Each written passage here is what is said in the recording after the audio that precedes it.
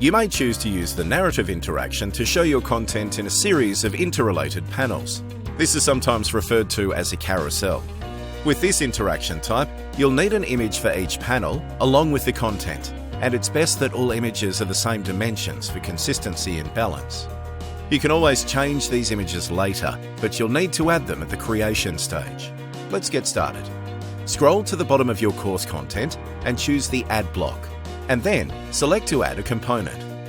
Now select the narrative interaction from the component list, then choose the cog and Edit to add your content. Add your introductory text and the instruction to your learners, which sits above the interaction.